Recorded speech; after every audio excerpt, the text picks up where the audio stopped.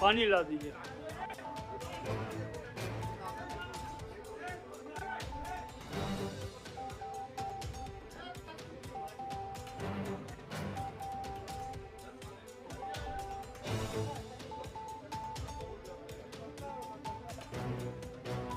तो आप लोगों में ऐसा होता है?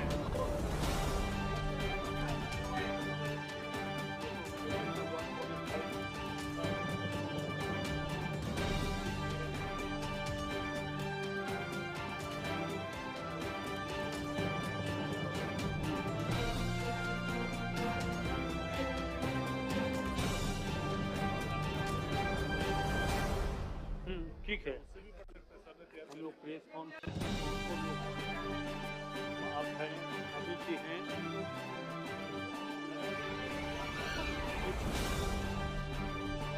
नाम के साथ कर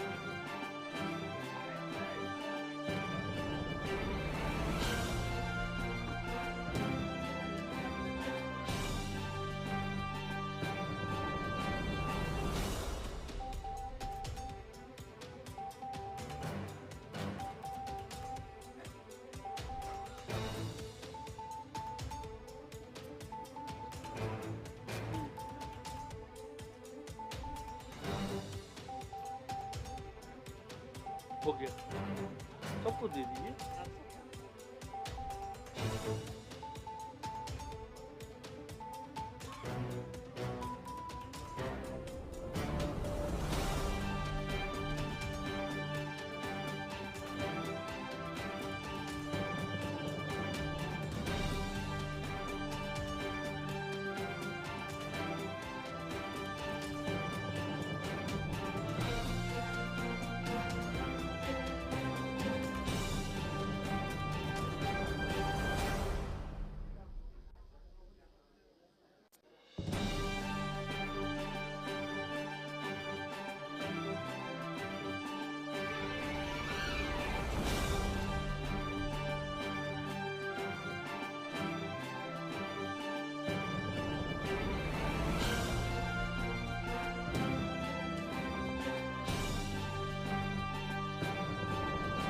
शुरू करें।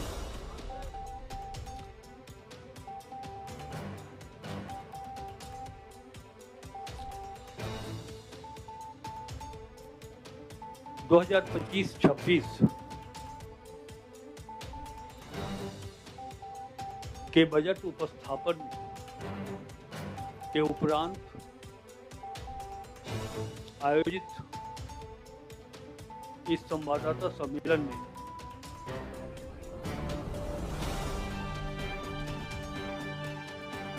मंच पर उपस्थित वित्त सचिव श्री प्रशांत कुमार जी, योजना सचिव श्री मुकेश कुमार जी, विशेष सचिव वित्त श्री अमित कुमार जी, विशेष सचिव योजना श्री राजीव रंजन जी और बजट ऑफिसर सह संयुक्त सचिव वित्त श्री चंद्रभूषण प्रसाद जी। प्रिंट और इलेक्ट्रॉनिक मीडिया के सभी सम्मानित प्रेस प्रतिनिधिगण, बजट उपरांत इस संवाददाता सम्मेलन में मैं अपनी ओर से, राज्य सरकार के विभिन्न विभागों की ओर से और राज्य सरकार की ओर से आप सबों का हार्दिक अभिनंदन करता हूँ। विस्तार से हम लोगों ने बजट में चर्चा की है बजट प्रस्तुत करते समय, लेकिन कुछ बुलेट पॉइंट्स पर हम आपका ध्यान चाहेंगे कि 2025-26 का जो अनुमान है, आर्थिक विकास दर 7.5% और वो भी कांस्टेंट प्राइस। जीडीपी रेशियो 27.3% और हमारा जो रेवेन्यू इनकम होगा वो 61,56.12 करोड़ और इस राजस्व की जो प्राप्ति अनुमानित है उसमें स्थापना और योजना में कैसे खर्च होंगे वो मैं आपको बताता हूँ। स्थापना एवं योजना व्यय का जो अनुपात होगा वो 37.63 स्थापना में और 63 स्कीम हेड में प्रावधान किया गया है राशि के व्यय होने का। सरकार पेंशन पोस्ट में 832 करोड़ रुपए और जो जैसा कि आप लोगों ने जाना है, अवगत हो चुके हैं कि हमारा बजट का आकार 1,35,400 करोड़, 1,45,400 करोड़ जो चालू वित्तीय वर्ष 24-25 से लगभग 13% अधिक। हमारा जो रेवेन्यू एक्सपेंडिचर है वो 1,10,636 करोड़ और जो कैपिटल इन्वेस्टमेंट है, कैपिटल एक्सपेंडिचर है, पूंजीगत व्यय है 34,763.3 करोड़ और जो फिजिकल डेफिसिट है, राजकोषीय घाटा 11,253.44 करोड़ रुपया। मैया समान योजना में सरकार की ओर से जो राशि दी गई है 13,363.35 करोड़ रुपए और हमारा जीएसडीपी 55,710 कितना हो गई है 5,57,101 करोड़ रुपए। ये एक सार है जो हमने 25-26 के बजट में जिसका उल्लेख भी है और उसका एक संक्षिप्त विवरण हमने आपको बताया है। और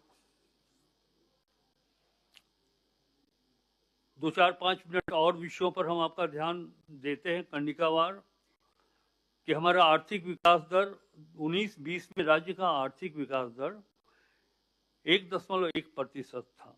कोरोना काल में विषम परिस्थितियों को अपवाद माने तो वर्ष 2022-23 में अप्रत्याशित सुधार के साथ आर्थिक विकास दर 7.8% कांस्टेंट प्राइस रहा। वर्ष 23-24 में राज्य का विकास दर 7.5% कांस्टेंट प्राइस रहा तथा वर्ष 25-26 में जो अनुमान है वो 7.5% का है। डेब्ट जीडीपी रेशियो बेहतर वित्तीय प्रबंधन के द्वारा 22-23 में राजकोषीय घाटा को 1.1% रखने में सफलता हासिल की गई है। इसके फलस्वरूप राज्य का डेब्ट जीडीपी रेशियो में सुधार हुआ है। यथा वित्तीय वर्ष 21-22 में यह 30.2% था, वित्तीय वर्ष 22-23 में तथा 23-24 में क्रमशः 28.4 तथा 27.7% रहा। वित्तीय वर्ष 24-25 एवं 25-26 में क्रमशः 27.5% एवं 27.3% रहने का अनुमान है। हमारा जो रेवेन्यू इनकम है, राजस्व आय, स्टेट का ओन टैक्स, स्टेट का ओन नॉन टैक्स में उत्तरोत्तर वृद्धि हासिल की है। वर्ष 2019-20 में राज्य के स्रोत से कुल राजस्व आय 25,521 करोड़ रुपए थी, जो वित्तीय वर्ष 2023-24 में बढ़कर 41,429.88 करोड़ रुपए हो गई, तथा वित्तीय वर्ष 25-26 में जो हम अनुमान कर रहे हैं कि 41,000 से बढ़कर ये 61,056 करोड़ 12 लाख रुपए होने का अनुमान है। और स्थापना एवं योजना के अनुपात को भी हम थोड़ा विस्तार से आपको बताना चाहते हैं। वित्तीय वर्ष 2019-20 में 47, 47 और 53 का रेशियो था, क्रमशः 33,145 करोड़ 37 लाख एवं 52,283 करोड़ 63 लाख। मैं ये कह सकता हूँ इसको समझने के लिए कि इस्टेब्लिशमेंट के ऊपर 33,145 करोड़ 33,52,283 करोड़ 63 लाख, ये 145 लाख, एवं आप देखेंगे कि स्कीम हेड में 52,283 करोड़ 63 लाख, जो फिनेंशियल ईयर 2025-26 में 37 और 63 यानी कि स्थापना मद में क्रमशः 53,658 करोड़ 45 लाख और स्कीम के हेड में 51,741 करोड़ 53 लाख प्रस्तावित। पूंजीगत व्यय के बारे में हम आपको उसका सार बताना चाहेंगे। वित्तीय वर्ष 24-25 में पूंजीगत परिव्यय में के पुनरीक्षित बजट पर 9.06% की वृद्धि के साथ 25,720.41 करोड़ 41 करोड़ रुपए पूंजीगत परिव्यय का आकलन किया गया। पेंशन कोष की बात अगर की जाए तो इसके लिए वर्ष 23-24 में 700 करोड़ रुपए एवं 24-25 में 780 करोड़ रुपए कोष का पेंशन कोष में निवेश किया गया तथा वित्तीय वर्ष 25-26 में 832 करोड़ रुपए का निवेश बजट में प्रस्तावित। बजट की प्रतिशत को भी जैसा कि हमने पहले ही कहा कि पिछले यानी कि चालू वित्तीय वर्ष जो अभी 24-25 का है 1,28,900 करोड़ और अभी जो बढ़कर 1,45,400 करोड़ रुपए हुए हैं वो 13% अधिक है पिछले वर्ष की तुलना में।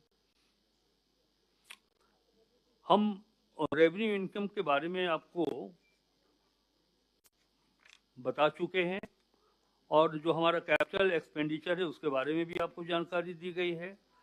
सेक्टरल एक्सपेंडिचर के बारे में हम आपको बताना चाहेंगे कि सामान्य प्रक्षेत्र के लिए 37,884.36 करोड़ रुपए तथा सोशल सेक्टर के लिए 62,840.45 करोड़ तथा इकोनॉमिकल सेक्टर के लिए 44,665 करोड़ 19 लाख।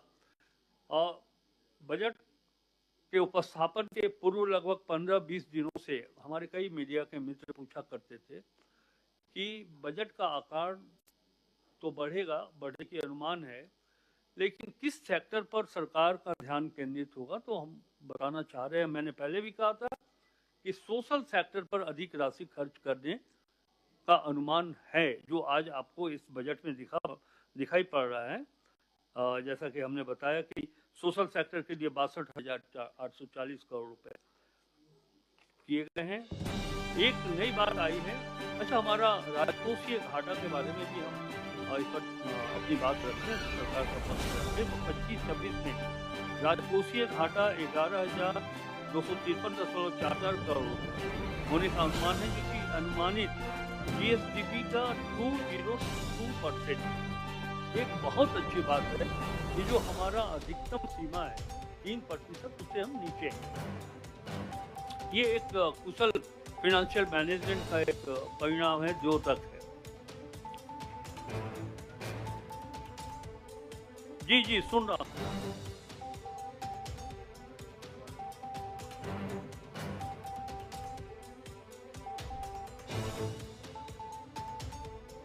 आपकी बात से मैं सहमत हूँ, ये रिलीज हो जाना चाहिए था। अच्छा ये बैठ जाइए ज्ञान जी, आप बहुत अनुशासित, मतलब सभी अनुशासित पत्रकारों में आप एक हैं।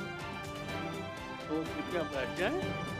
हाँ, ये बजट स्पीच के बाद आपको आपके बीच वितरित कर दिया जाएगा।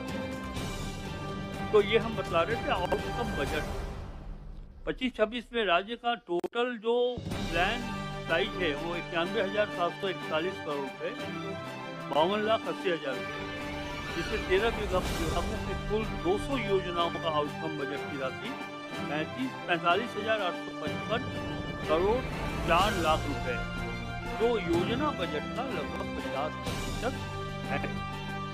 बाल बजट की हम चर्चा करना चाहेंगे कि इस वर्ष आउटकम बजट की कुल 200 योजनाओं में से बच्चों से संबंधित लगभग 42 योजनाओं के आधार पर बाल बजट तैयार किया गया है, जिसमें गत वित्तीय वर्ष के बाल बजट के कुल आकार 8,866.69 पर लगभग 6% के वृद्धि के साथ कुल 9,411.27 लाख रुपए की राशि का उपबंध किया गया। झारखंड मुख्यमंत्री भूया सम्मान योजना के संदर्भ में मैंने सदन में भी बताया कि 13,025-26 में 13,363 करोड़ 35 लाख रुपए का बजट भी उपबंध किया गया है, जो योजना बजट का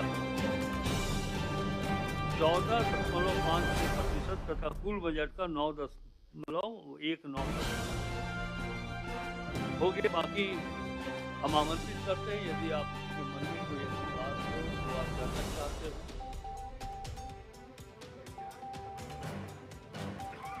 हाँ, मैंने बताया सोशल फैक्टर।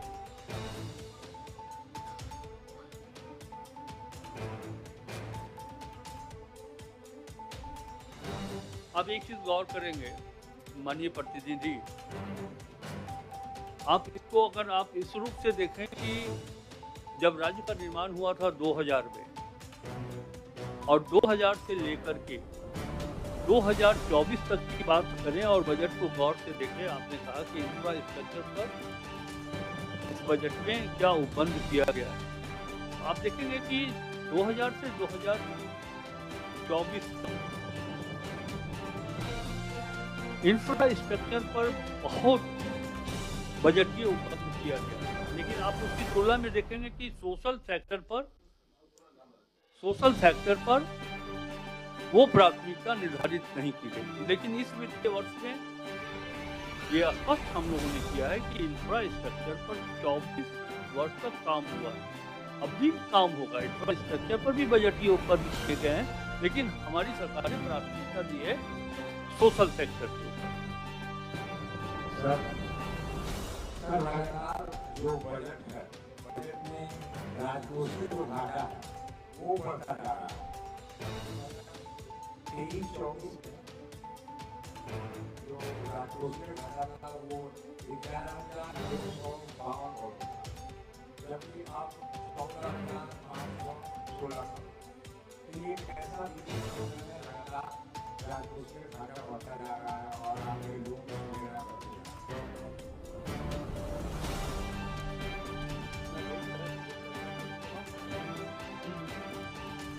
देखिए, एक चीज आपको तो हम बताना चाहेंगे कि जो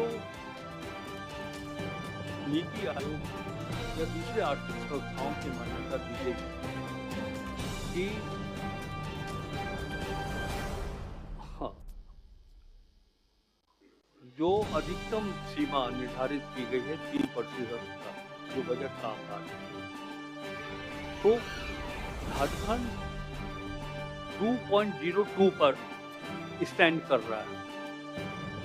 और मैं समझता हूँ कि किसी भी इकोनॉमिक्स से अगर आप लें या फिर आप भी अर्थ के अच्छे अर्थशास्त्र के अच्छे ज्ञान रखते हैं, तो वो अधिकतम जो सीमा है उससे झारखंड बहुत ही पीछे, 1% के आसपास पीछे है।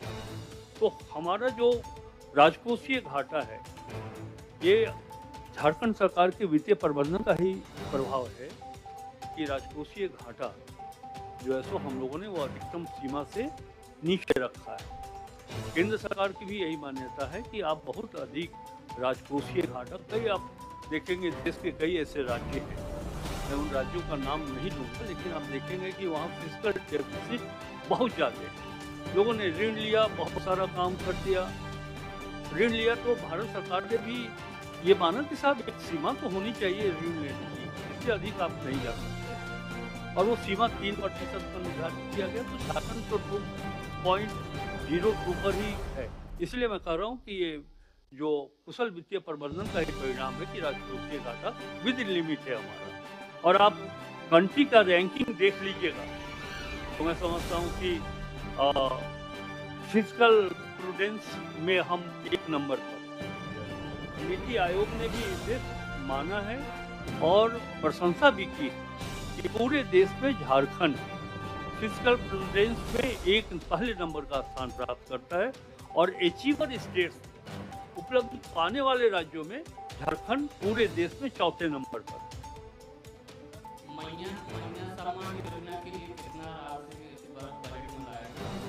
वो मैंने बताया आपको।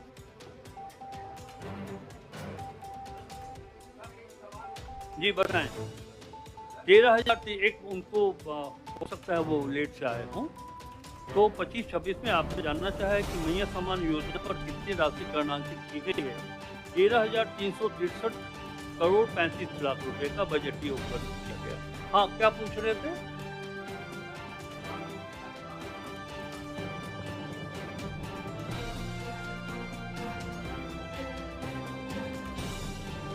मैं समझता हूं कि मैं फिर भी उत्तर करता हूं। आपके पहले भी ये प्रश्न पूछा जा चुका है कि किस सेक्टर पर आप कितना खर्च कर रहे हैं।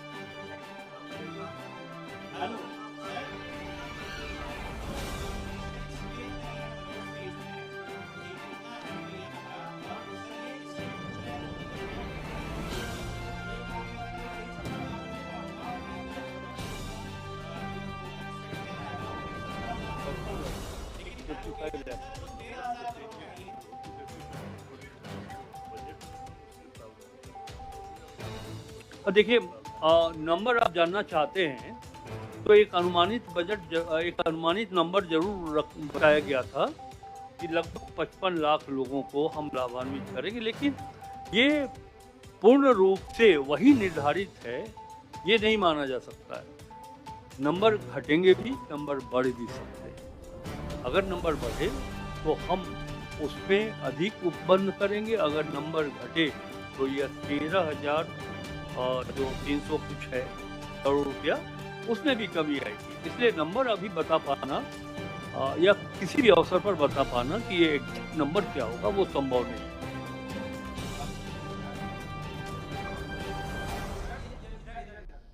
किधर?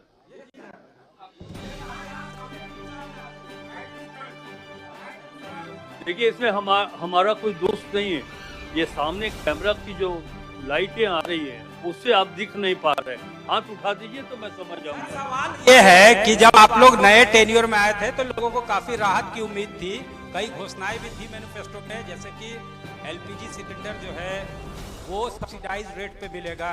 कोई नया घोषणा नहीं है। इसके अलावा और बहुत सारे ऐसे बातें थी जिसको कहा गया था सरकार में आने के बाद इम्प्लीमेंट किया जाएगा। तो लोगों को उम्मीद थी कि नया बजट पेश हो रहा तो कुछ इस तरह का प्रोविजन होगा, लेकिन वो प्रोविजन दिखते नहीं है। सत्यजीत जी, आपकी अंदेशा को मैं दूर करना चाहता हूँ। ये बात बिल्कुल सही है कि भारतीय राष्ट्रीय कांग्रेस झारखंड विधानसभा के चुनाव के परिप्रेक्ष्य में अपने घोषणा पत्र में इस बात को रखा था या रखा है कि हम 450 रुपए प्रति गैस सिलेंडर लोगों को उपलब्ध कराएंगे सब्सिडी के साथ। तो ये नहीं कहा था कि हम प्रथम वित्तीय वर्ष में ही इसे पूरा करें। सर, ये जवाब तो आप पहले भी एक बार दे चुके हैं। एक सवाल है कि आपने बजट का नाम रखा है अगवा बजट, और पहले मैं उनको संतुष्ट कर दूं। सत्यजीत जी हैं शायद, उनकी आवाज से मुझे लग रहा है, और इसमें मुस्कुराने वाली कोई बात भी नहीं है। हम इसे टालना भी नहीं चाहते। जब वित्त मंत्री के रूप में राघव किशोर इस बात को कह रहा है तो भरोसा जानिए, कांग्रेस पार्टी की घोषणा है, और झारखंड मुक्ति मोर्चा और हमारे जो सहयोगी दल हैं राजद, सब इस बात को मानते हैं कि गैस सिलेंडर 450 हमने कहा है। वो उपलब्ध कराएं लोगों को। लेकिन हम अपने वित्तीय स्थिति को भी देखकर संभव है कि अगले वित्तीय वर्ष में या 5 वर्षों के कार्यकाल के पहले, और मैं कोशिश करूंगा, पहले का मतलब ये कोई राजनीतिक उत्तर मैं नहीं कर रहा हूँ। क्या साहब 5 साल आपने तो घोषणा करके चुनाव जीत लिया, आपके 5 साल के बाद आप क्या करेंगे नहीं करेंगे, नहीं। आप निश्चित जानिए कि अधिक संभावना है कि आने वाले अगले वित्तीय वर्ष में 25-26 के बाद 26-27 वित्तीय वर्ष में आप देखेंगे कि जो घोषणाएं की गई थी, जो घोषणा गैस सिलेंडर के संदर्भ में किया गया था, वो घोषणा को हम पूरा करेंगे। सर नेक्स्ट क्वेश्चन ले सकते हैं? सर एक सवाल सर इधर से सर।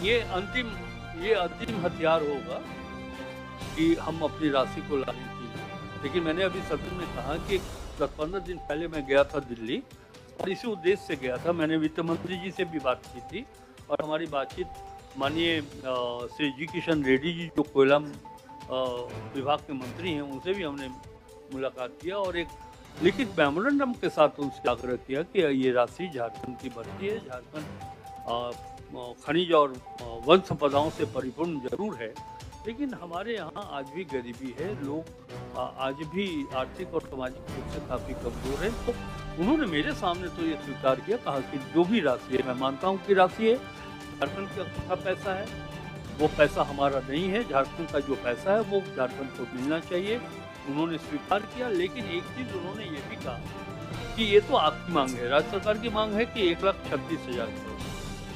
सर एक सवाल इधर सर ये अब वो आवाज पर रोल बैक कर रहे हैं क्या? बस हम अपने वाक्य को पूरा कर लें।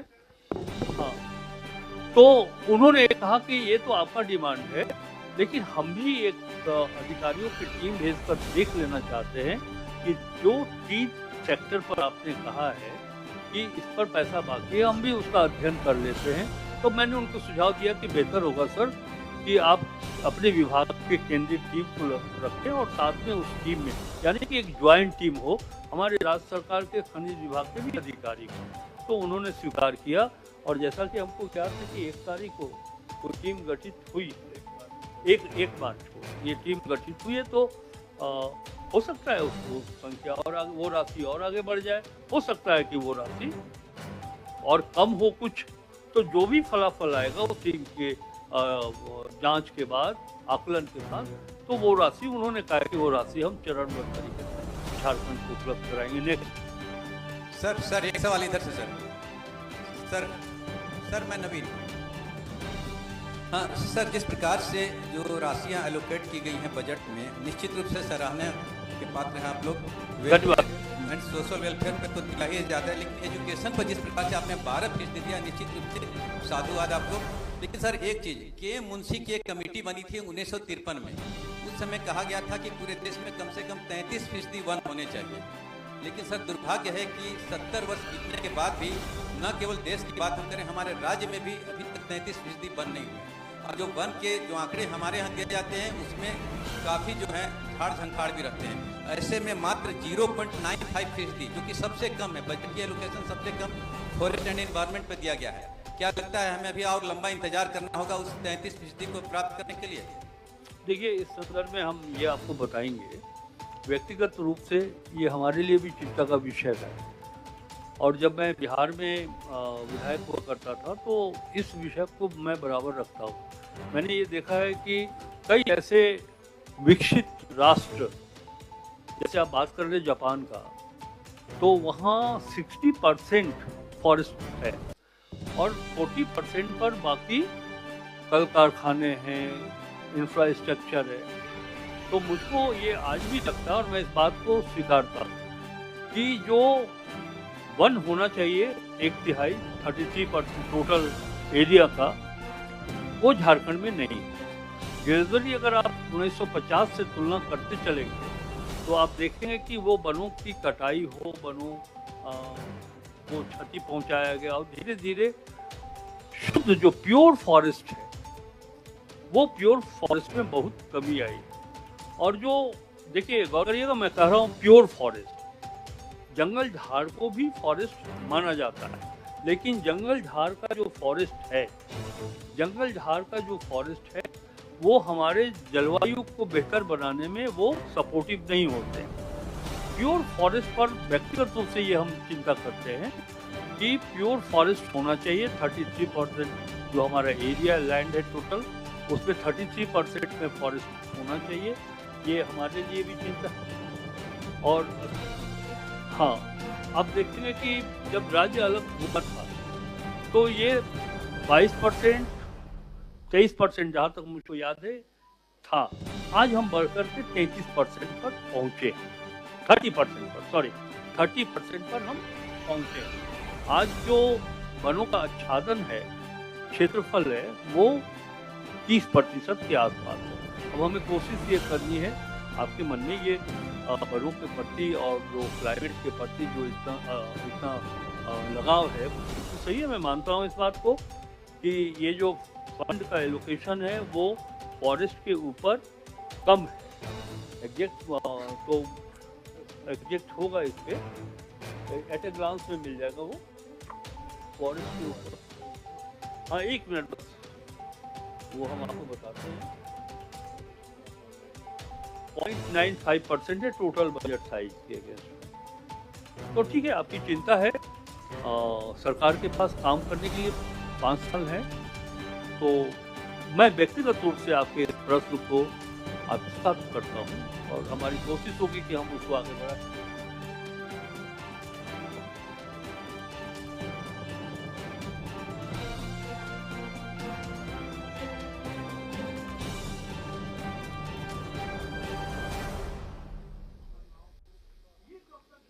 हम आपको आश्वस्त कर रहे हैं, मैया सम्मान योजना की राशि इसलिए समय पर नहीं मिल पा रही है कि पैसे की कमी। मैं बता दूं कि पैसे की कोई कमी सरकार के पास नहीं, कुछ डिलीवर करने में टेक्निकल प्रॉब्लम्स आते हैं जिसके कारण ये विलम्ब हो रहा है। कई जिलों में ये बात सामने आ रही है कि कुछ ऐसे लोग हैं जो इसकी आर्ता पूरी नहीं करते हैं, उसे भी देखा जा रहा है। लेकिन जैसा कि सदन के अंदर संबंधित विभाग के मंत्री ने ये कहा है कि मार्च होली के पहले ये राशि उनके खाते में उपलब्ध करा दी जाएगी। सर, अब बजट का नाम सर अगवा बजट रखा गया है और जो आपका स्पीच था उसमें अगवा आवास का भी जिक्र था। 6,50,000 अगवा आवास बनाने का जो टारगेट था 2024-25 में, उसमें सिर्फ 19,685 अगवा आवास बने हैं, जो कि इलेक्शन में भी सबसे बड़ा मुद्दा था प्रधानमंत्री आवास के अगेंस्ट में, कि राज्य सरकार अपने स्तर से गरीबों को आवास दे रही है 3 कमरे का। जो आपका फ्लैगशिप प्रोग्राम था उसमें सरकार क्या फेल साबित की, और रेस्ट जो आप कह रहे हैं कि हम नेक्स्ट ईयर में इसको कंप्लीट करेंगे, तो ये विलम्ब क्यों हो रहा है? क्या रोल बैक की तरफ जा रहा है क्या ये स्कीम? जी नहीं, रोल बैक की तरफ नहीं जा रहा है। मैंने कई अवसरों पर सदन के अंदर और सदन के बाहर भी ये बात कहा है कि ये 5वां वर्ष झारखंड के लिए चुनावी वर्ष होता है। 2 चुनाव को देखना पड़ता है, एक लोकसभा का और दूसरा विधानसभा का चुनाव। और जब दोनों चुनाव इस 5वें वर्ष में होते हैं तो 5-6 महीना तो लग जाता है आपको मॉडल कोड के कारण, जिसपे हमारा सोर्स ऑफ इनकम जो है, हम रेवेन्यू कलेक्शन भी उस 5-6 महीने के दरमियान में हम थोड़ा पीछे रहते हैं। रेवेन्यू एक्सपेंडिचर में भी हम थोड़ा पीछे होते हैं, बिकॉज की मॉडल कोड प्रभावित करता है। लेकिन जैसा कि हमने कहा कि ये 4-5 महीना उसमें निकल जाता है, तभी हमने कहा है बजट के माध्यम से कि जो योजनाएं लंबित हैं या फिर जो हमारा 25-26 का लक्ष्य है वो 25-26 में हम लोग पूरा करें। ये पीएल फंड को लेकर के एक माननीय मंत्री जी सवाल है कि इस बार पीएल फंड से काफ़ी पैसा मैया योजना या अन्य योजना में गया है, तो क्या उसका भरपाई इस बार होगा? एक ये सवाल है। और दूसरा ये है कि एक बार फिर से क्लियर करिए तो आप अपने क्वेश्चन को। जी, जो पीएल फंड है, पीएल फंड से अधिकतर जो सरेंडर कराया गया है मैया योजना या अन्य योजना में, तो क्या वो पैसा फिर इस के वक्त में वो आ जाएगा या क्या होगा उन योजनाओं को क्या होगा? जी, आपकी आशंका मैं समझता हूँ कि निर्मूल है। पीएल फंड से कोई पैसा नहीं लिया गया है मैया सम्मान योजना के लिए। पीएल फंड तो एक अलग व्यवस्था है हमारी जो राशि होती है उसको पार करने के लिए। और अब मैं विश्वास के साथ कह सकता हूँ, संजीदगी और गंभीरता से कह रहा हूँ कि पीएम फंड से एक नया पैसा मैया सम्मान योजना के लिए नहीं लिया गया। हमारे पास पैसा है राज्य सरकार के पास। जो पैसा हम लोगों ने दिया है वो राज्य सरकार का, चाहे हमारे पास जो सोर्स ऑफ इनकम हो सेंट्रल से या फिर राज्य सरकार से, सेंट्रल भी इसमें नहीं आता है। राज्य सरकार का जो हमारा अपना ओन टैक्स है हम उसके माध्यम से दे रहे हैं। क्या अच्छा, अब भूख नहीं लगी आप लोग को? राधा कृष्ण किशोर जी, जी एक सवाल है हमारा। झारखंड विधानसभा में जब आप बजट प्रस्तुत कर रहे थे, 44 पृष्ठों का आपका भाषण था, बजट भाषण था। उसमें हमारे पास जो बजट भाषण की जो प्रति मिली, तो जब मैंने देखना शुरू किया तो आप बहुत तेजी से आगे बढ़ रहे थे। कई पैराग्राफ तो आपने पढ़ा भी नहीं, लेकिन उनमें से कई पैराग्राफ ऐसे भी हैं जो आम जनता के लिए काफ़ी जो है महत्वपूर्ण थे। तो अब हमारा सवाल है कि जो सदन में आपने कहा ही नहीं, वो अगर जनता के लिए महत्वपूर्ण है तो मैं समाचार में उसे बनाऊं या नहीं? हाँ, एकदम बना सकते हैं। एक चीज आप जान लीजिए कि जैसे ही हम सदन में कहा ही नहीं, जैसे नहीं सदन में नहीं कहा, आप इसको कोई ये नई परंपरा नहीं है। हमने उन महत्वपूर्ण चीजों को कहीं नहीं छोड़ा है। हर विभागवार हमने बताया है कि साहब हर विभाग के लिए हम बजट उपलब्ध क्या कर रहे हैं, कोई एक विभाग छूटा नहीं है। और ऐसे भी जब हम बजट उपस्थापित कर दिए तो पब्लिक डोमेन में जो चीज आपके हाथ में बजट भाषण के रूप में जो पुस्तक है, आप उस पर आधारित कोई भी समाचार बना सकते हैं, कहीं उसमें रोक नहीं। वित्त मंत्री जी, अब आप सभी लोग से आमंत्रित करते हैं कि भोजन पर चलिए। पूछना चाह रहा था जी, अगर आप जवाब देना चाहें तो मैं एक अंतिम सवाल पूछना चाह रहा था। वित्त मंत्री जी, मेरा सवाल यह है कि 1,36,000 करोड़ रुपए जो आपके केंद्र सरकार के पास में बकाया है, आपके अनुसार वो 2014 से पहले के हैं या 2014 के बाद के? 2014 के पहले के हैं या बाद के? पहले से चले आ रहे। इसका मतलब ये है कि मनमोहन सिंह थे उस जमाने से ही बकाया है। सर एक सवाल है मेरा, आलोक बोल रहा हूं सर। सर एक सवाल है मेरा।